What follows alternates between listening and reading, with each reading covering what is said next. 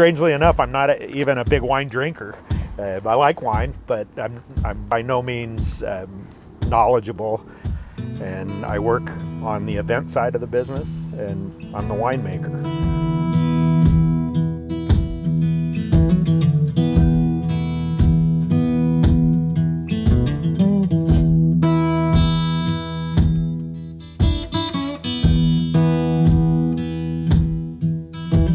Well, I bought the bare land and built a shop and an apartment on the end, and had this land, and I wasn't doing anything with it. And a friend and I decided that we wanted to get a bigger gardening fix. We're both avid gardeners, and so we decided to plant some grapes because the Lewis-Clark Valley is becoming very popular for very high quality wine.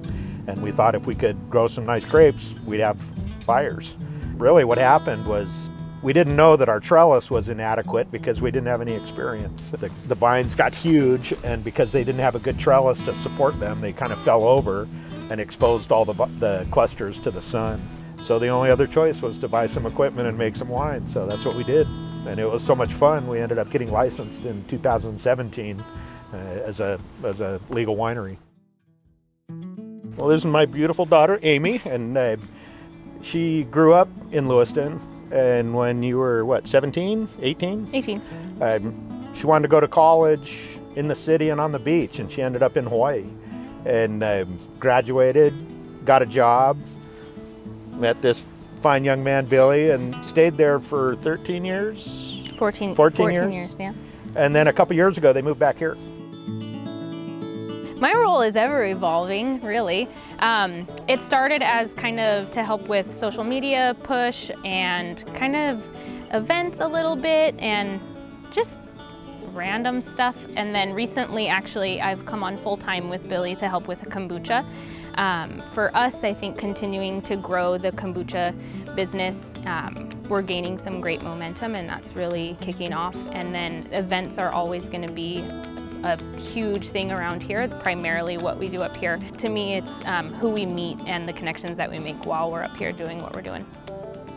Just owning a business and running a business, having the flexibility of making our own schedules, those are all great reasons to stick with this business. There's plenty to do around here, and I love the outdoors. 30 minutes away, we've got the Craig Mountains, and we've got Hell's Canyon, and there's all kinds of recreating. I don't think I'll ever do everything there is to do in Idaho in my life. I kind of feel like we're just playing into the history of this valley and just sort of taking in what it's good at doing, and that's producing really high quality fruit. Anything that I feel like we're making on our own, doing on our own, anything that's connected to the land and nature, and being able to pass that on to our kids. And so none of us really specialize in anything, like Dad with the grapes or us with the kombucha. It's not like we're experts, but I think it goes and it flows with us really well because it's being able to do stuff with our hands and being able to make something on our own, and something that like we grew here. It's the bigger picture, I think. When they're leaving with a smile, it doesn't really matter where the smile came from.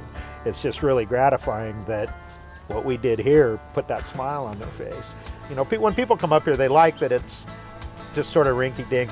We live here, it's not a commercial winery, and so people kind of like that and come back for events. But some of our closest friends that we have here now, we met because they showed up at a harvest party. Part of the charm of this place is that it's kind of boutique, it's kind of, mom and pop.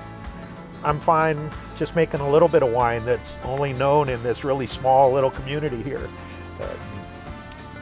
But these guys are a lot younger, and so they probably have some ambitions that are different than mine, which hopefully this piece of ground can help them realize whatever those goals are.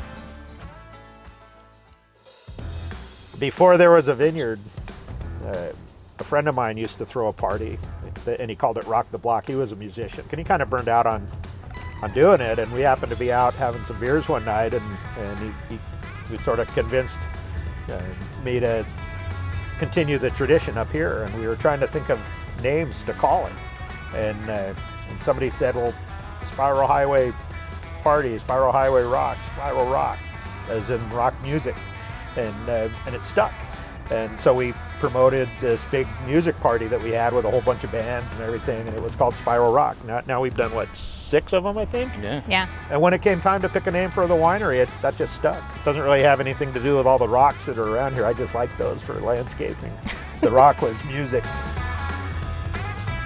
Definitely visions of expanding a bit, but within our comfort level too, and kind of whatever we envision and dream up, we make it happen.